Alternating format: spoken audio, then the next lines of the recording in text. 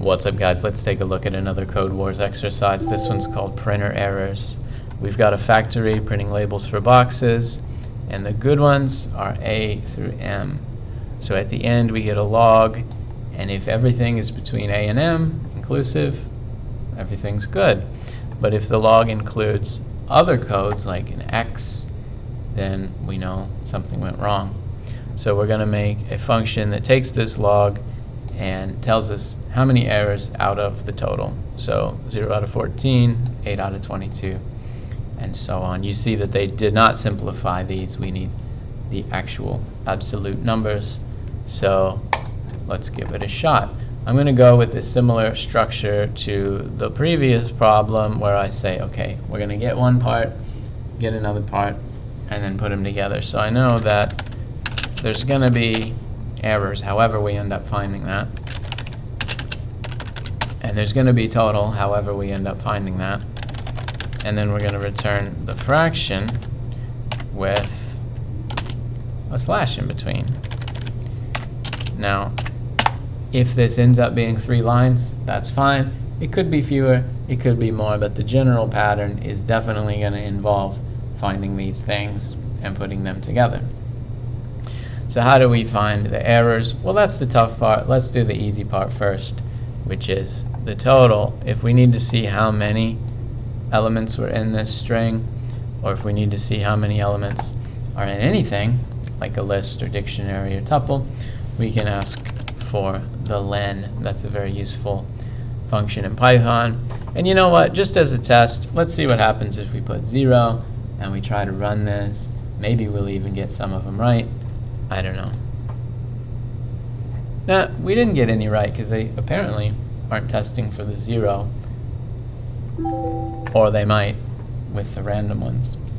So this is, however, a good hint that we're on the right track, because we are returning a string and it does have a number and a slash, and the bottom half is correct. You see we're getting the 56 and the 60. So we're pretty close to the right shape, at least. Now how do we find the errors? Well, this is going to involve counting. We look at each character and we say, is it outside the A to M range? If so, that's 1 error. Okay, so the old-fashioned way to do this is with a for loop. You'd say for char and s, if char, I think, let's say if it's not A to M,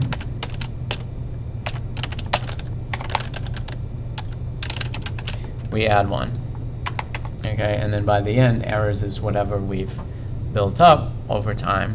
So if I test that, it's probably good. Oh, what's wrong? I need the greater than or equal, because that's not including the A and that's not including the M. So that works, but it's a bit much, right? It shouldn't take that many lines to figure out something so simple. So one way to achieve it would be to use regular expression, import RE, and then say, hey, give me everything that's not A to M, or take out everything that is A to M, and then figure out the length. Instead, I'm going to use another pattern, which is if you ever find yourself starting at 0 and adding up along the way, well then you are doing a sum. So we can use the sum function and put everything in one expression instead of 4 or 5 different lines. So we can say sum of this for this, and then we get rid of all that, and that'll work as well. I think in this case we can be even simpler, which is they tell us it's only A to Z, so we don't have to worry about quote-unquote less than A. We just have to worry about greater than M. So we could say just tell me the sum of how many are greater than M. Okay, and that's nice. Of course, with error codes you always have to wonder, what if there's an error on the error and it gives me something that isn't in that range? But for this problem that works just fine. And the only other thing I might do is I might say, hey, you know what? Len is so short, we can just put it in there and forget about the total thing. But then it's unbalanced, like this has a name that we created and this doesn't, and who knows, maybe in another world we might calculate the total a different way. So I don't mind keeping it 3 lines, even though it could be squished to 2 or even 1. Let's see the solutions from other people and maybe be surprised if they have a nicer way.